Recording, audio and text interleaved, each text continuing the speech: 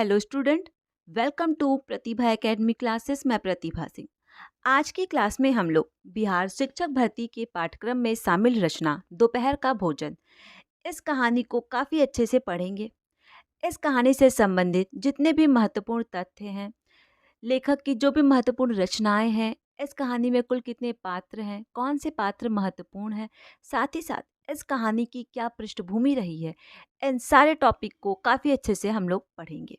तो अभी तक मैंने बिहार शिक्षक भर्ती के पाठ्यक्रम में जो महत्वपूर्ण रचनाएं शामिल थी, जिसमें ईदगाह, पूस की रात, बातचीत निबंध और कविता की परख रचना, इन 4 रचनाओं को मैंने काफ़ी अच्छे से पढ़ा दिया है। तो जिन भी स्टूडेंट्स ने उस क्लास को नहीं देखा है, उन सारे क्लास के लिंक मैं कमेंट बॉक्स में पिन कर दूंगी। आप लोग एक बार उस क्लास को ज़रूर देख लीजिएगा। तो आज हम लोग बिहार शिक्षक भर्ती के पाठ्यक्रम में शामिल 5वीं रचना को पढ़ेंगे। और जो भी स्टूडेंट्स इस क्लास को देख रहे हैं, इस क्लास में मैं जो पीडीएफ आप लोगों को पढ़ाऊंगी, इवन मेरे चैनल पे जितनी भी क्लासेस अभी तक पोस्ट हैं, उन सारे क्लासेस के पीडीएफ आपको मेरे टेलीग्राम चैनल पे देखने को मिल जाएगा, जिसका लिंक मैंने कमेंट बॉक्स में पिन कर दिया है। तो आइए हम लोग पढ़ना प्रारंभ करते हैं दोपहर का भोजन कहानी को। तो मैंने कई बार अपने क्लासेस में आप लोगों को बताया है कि आप लोगों के पाठ्यक्रम में जो भी रचनाएं शामिल हैं, उसके जो लेखक हैं, उनका जन्म कब हुआ, उनकी महत्वपूर्ण रचनाएं कौन कौन सी हैं, उनसे संबंधित जो भी पुरस्कार हैं, महत्वपूर्ण पत्र पत्रिकाएं हैं, ये सब आपको काफ़ी अच्छे से पता होना चाहिए। तो सबसे पहले हम लोग देखेंगे अमरकांत के बारे में कुछ महत्वपूर्ण बातें, और ये मैंने मूल पुस्तक से लिया है। तो आइए हम लोग पढ़ना प्रारंभ करते हैं। अमरकांत का जन्म उत्तर प्रदेश के बलिया जिले के नागरा गांव में हुआ। उनका मूल नाम श्री राम वर्मा है। और ये काफ़ी इंपॉर्टेंट लाइन है, आप लोग एक जगह नोट डाउन कर लीजिए कि अमरकांत का मूल नाम श्री राम वर्मा है। परीक्षा में पूछे जाने की बहुत ज़्यादा संभावना है। उनकी आरंभिक शिक्षा बलिया में हुई। तत्पश्चात उन्होंने इलाहाबाद विश्वविद्यालय से बीए की डिग्री प्राप्त की। साहित्य सृजन में उनकी बचपन से ही रुचि थी। किशोरा अवस्था तक आते आते इन्होंने कहानी लेखन प्रारंभ कर दिया। तो सर्वप्रथम आप इसे देखिए कि अमरकांत का जन्म कब हुआ था और मृत्यु कब हुआ था। तो अमरकांत का जन्म 1925 ईस्वी को हुआ था और मृत्यु 2014 में हुआ था। ठीक है, अब आप इस पैराग्राफ को देखिए और काफी इंपॉर्टेंट है। अमरकांत ने अपने साहित्यिक जीवन की शुरुआत पत्रकारिता से की। सबसे पहले उन्होंने आगरा से प्रकाशित होने वाले दैनिक पत्र सैनिक के संपादकीय विभाग में कार्य करना आरंभ किया और यहीं से वे प्रगतिशील लेखक संघ से जुड़े। इसके अतिरिक्त उन्होंने दैनिक अमृता पत्रिका तथा दैनिक भारत के संपादकीय विभाग में भी काम किया। कुछ समय तक वे कहानी पत्रिका के संपादन से भी जुड़े रहे। अमरकांत नई कहानी आंदोलन के एक प्रमुख कहानीकार हैं। उन्होंने अपनी कहानियों में शहरी और ग्रामीण जीवन का यथार्थ चित्रण किया है। वे मुख्यतः मध्य वर्ग के जीवन की वास्तविकता और विसंगतियों को व्यक्त करने वाले कहानीकार हैं। वर्तमान समाज में व्याप्त अमानवीयता, हृदयहीनता, पाखंड, आडंबर आदि को उन्होंने अपनी कहानियों का विषय बनाया है। आज के सामाजिक जीवन और उनके अनुभवों को अमरकांत ने यथार्थवादी ढंग से अभिव्यक्त किया है। उनकी शैली की सहजता और भाषा की सजीवता पाठकों को अपनी ओर आकर्षित करती है। ठीक है, साथ ही साथ इनकी रचनाओं में आंचलिक मुहावरे और काफ़ी अच्छे शब्दों का प्रयोग हमें देखने को मिलता है। तो अब हम लोग देखेंगे अमरकांत की मुख्य रचनाएं जो परीक्षा में पूछी जा सकती हैं। सर्वप्रथम आपको याद रखना है जिंदगी और जोक, जो कि काफ़ी इम्पोर्टेंट है। ठीक है, उसके बाद है देश के लोग, मौत का नगर, मित्र मिलन, कुहासा। ठीक है, अब हम लोग देखेंगे इनकी कहानी संग्रह। पहला है सूखा पत्ता, ग्राम सेविका, काले उजले दिन, सुखजीवी, बीच की दीवार। और जो बीच की दीवार रचना है ये काफ़ी इम्पॉर्टेंट है। इन्हीं हथियारों से, जो कि इनका उपन्यास है। ठीक है, अमरकांत की 3 और महत्वपूर्ण रचनाएं हैं जिसे आप नोट डाउन कर लीजिए। पहला है देश के लोग, ठीक है, मौत का नगर, उसके बाद है दीवार और आंगन। ये तीनों रचनाएं भी परीक्षा में पूछी जा सकती हैं, तो आप इसे नोट डाउन कर लीजिएगा। अब आप आगे देखिए, इन्हीं हथियारों से, ठीक है, उपन्यास पे इन्हें 2007 में साहित्य अकादमी पुरस्कार से सम्मानित किया गया। और ये जो लाइन है, ये लाइन काफ़ी महत्वपूर्ण है, ठीक है, कि अमरकांत को किस रचना पर किस समय साहित्य अकादमी पुरस्कार प्राप्त हुआ। तो इन्हीं हथियारों से उपन्यास पे 2007 में इन्हें साहित्य अकादमी सम्मान से सम्मानित किया गया। 2009 में भारतीय ज्ञानपीठ पुरस्कार श्री लाल शुक्ल के साथ संयुक्त रूप से दिया गया। अमरकांत ने बाल साहित्य भी लिखा। इस पुस्तक के लिए उनकी कहानी दोपहर का भोजन ली गई है। अब आप इस पैराग्राफ को देखिए, जिससे आपको ये स्पष्ट हो जाएगा कि जो दोपहर का भोजन कहानी है, उसमें अमरकांत का क्या दृष्टिकोण है, किस पृष्ठभूमि पर इन्होंने इस कहानी को लिखा है। ठीक है, दोपहर का भोजन गरीबी से जूझ रहे एक निम्न मध्यवर्गीय परिवार की कहानी है। इस कहानी में समाज में व्याप्त गरीबी को चिन्हित किया गया है। मुंशी जी के पूरे परिवार का संघर्ष भावी उम्मीदों पर टिका हुआ है। सिद्धेश्वरी गरीबी के एहसास को मुखर नहीं होने देती, उसकी आंच से अपने परिवार को बचाए रखती है। शिल्प की सादगी और सहज संकेतों के माध्यम से कथा को प्रस्तुत करने की कला का उत्कृष्ट रूप इस कहानी में हमें देखने को मिलता है। ठीक है, अब आगे देखिए आप। जैसा कि मैंने बताया था कि अमरकांत के कुछ महत्वपूर्ण कहानी संग्रह हैं, अभी हम लोगों ने पढ़ा है, बट आप इसे एक बार और देख लीजिए। जिंदगी और जोक है, देश के लोग हैं, मौत का नगर है, मित्र मिलन है, कुहासा है। ठीक है, अब आगे देखिए, इनके कुछ उपन्यास है जो काफ़ी इंपॉर्टेंट है। सूखा पत्ता, सुखजीवी, बीच की दीवार, काले उजले दिन, जो कि काफ़ी इंपॉर्टेंट है, ग्राम सेविका, इन्हीं हथियारों से, जिसपे इनको साहित्य अकादमी पुरस्कार मिला है। तो अब हम लोग देखेंगे अमरकांत की साहित्यिक विशेषताएं। अमरकांत नई कहानी आंदोलन के प्रमुख कहानीकार हैं। उनके कहानी में चित्रात्मकता देखने को मिलती है। ठीक है, कई बार परीक्षा में ये प्रश्न पूछा जा चुका है कि इनमें से कौन से लेखक नई कहानी आंदोलन से नहीं जुड़े हुए हैं या फिर जुड़े हुए हैं।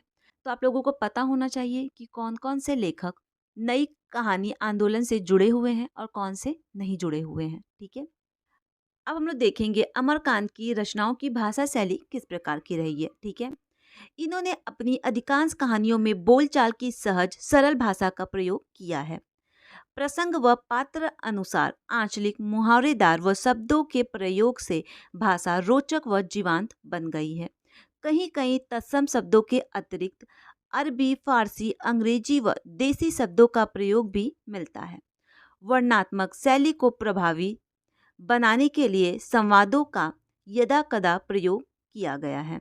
तो अब हम लोग देखेंगे दोपहर का भोजन कहानी का सारांश, जिससे आपको ये स्पष्ट हो जाएगा कि इस कहानी की पृष्ठभूमि क्या है और ये कहानी किस प्रकार के ताने बाने से बुनी गई है।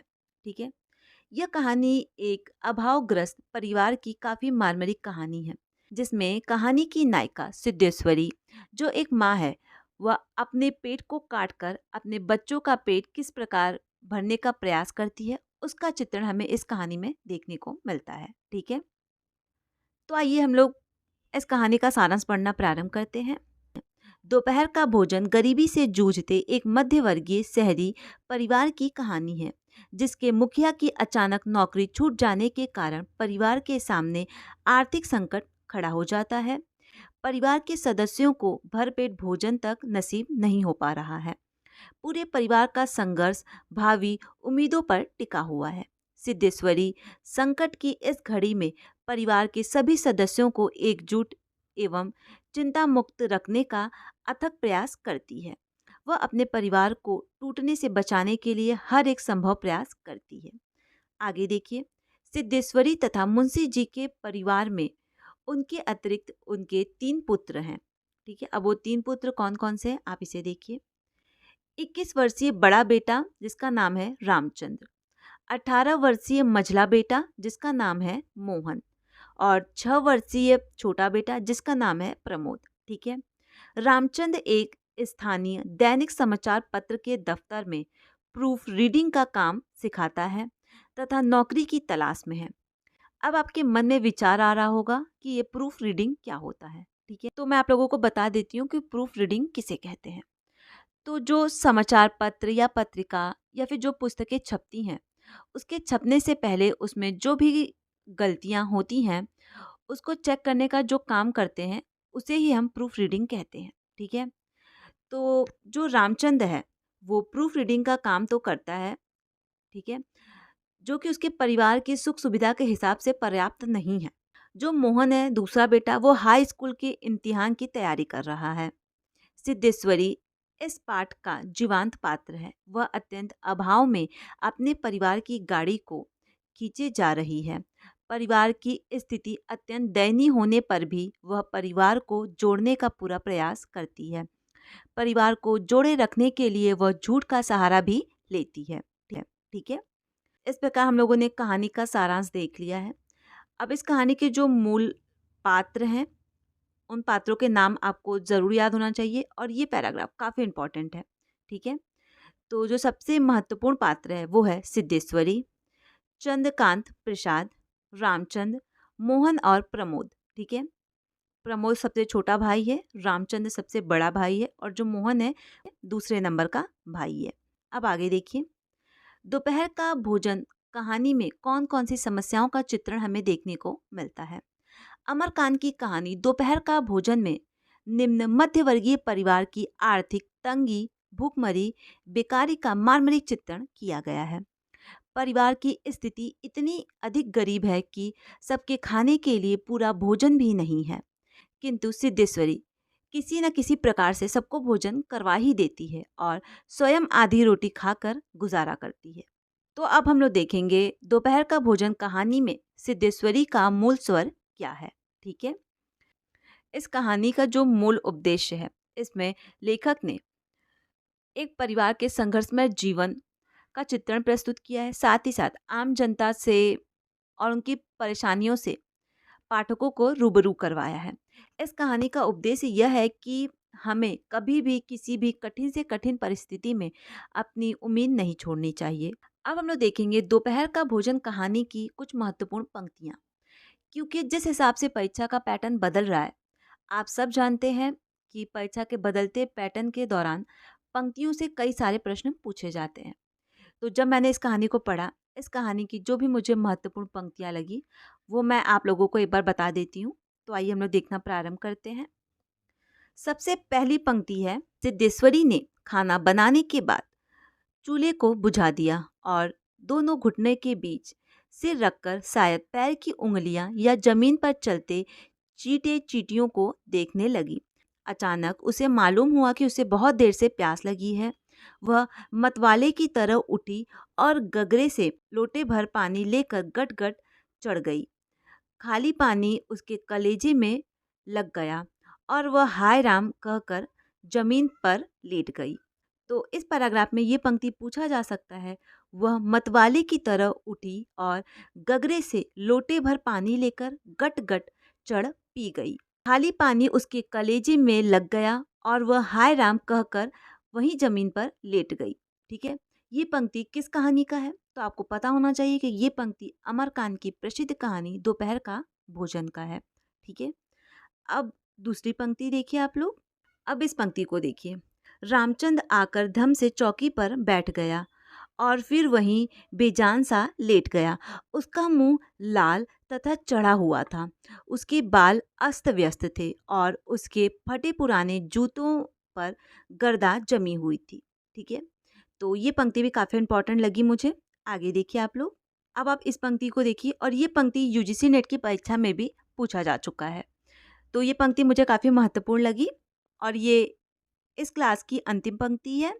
सिद्धेश्वरी भय तथा आतंक से अपने बेटे को एकटक निहार रही थी। कुछ क्षण बीतने के बाद डरते डरते उसने पूछा, वहाँ कुछ हुआ क्या? रामचंद्र ने अपनी बड़ी बड़ी भावहीन आंखों से अपनी माँ को देखा, फिर नीचा सिर करके कुछ रुखाई से बोला, समय आने पर सब कुछ ठीक हो जाएगा। ठीक है, तो इस प्रकार दोपहर के भोजन की कहानी से संबंधित जितने भी महत्वपूर्ण तथ्य थे, जो भी चीज़ मुझे काफ़ी महत्वपूर्ण लगी, वो सब मैंने काफ़ी अच्छे से आप लोगों को पढ़ा दिया है। ये क्लास आप लोगों को कैसा लगा, आप लोग कमेंट करके ज़रूर बताइएगा। क्योंकि आप लोगों के एक कमेंट से मुझे काफ़ी ज़्यादा मोटिवेशन मिलता है। इधर बीच मैं 3 दिन से आप लोगों की क्लास नहीं ले पाई थी क्योंकि मुझे फ़ीवर आ गया था। बट अब से आप लोगों की कंटिन्यू क्लास चलेगी और मेरी पूरी कोशिश रहेगी कि बिहार शिक्षक भर्ती के पाठ्यक्रम में जितनी रचनाएँ शामिल हैं, वो सारी रचनाएँ मैं जल्द से जल्द कंप्लीट करवा दूँ। और जो भी स्टूडेंट्स इस क्लास को देख रहे हैं, मैंने जो पीडीएफ पढ़ाया है, अगर आप लोगों को ये पीडीएफ चाहिए तो कमेंट बॉक्स में मैंने अपने टेलीग्राम चैनल का लिंक पिन कर दिया है। वहाँ से आप मेरे टेलीग्राम चैनल पे जुड़ सकते हैं। वहाँ पे आपको टाइम टू टाइम क्लास की अपडेट और ये पीडीएफ देखने को मिल जाएगा। बाकी किसी भी प्रकार का कोई डाउट होता है तो आप मुझे कमेंट कर सकते हैं या फिर कमेंट बॉक्स में मैंने अपने इंस्टाग्राम का लिंक पिन कर दिया है। वहाँ से आप मुझे डायरेक्ट मैसेज भी कर सकते हैं। जो भी स्टूडेंट्स इस क्लास को देख रहे हैं, आप लोग इस क्लास को अपने दोस्तों के साथ शेयर करना और चैनल को सब्सक्राइब करना ना भूलें। Thank you.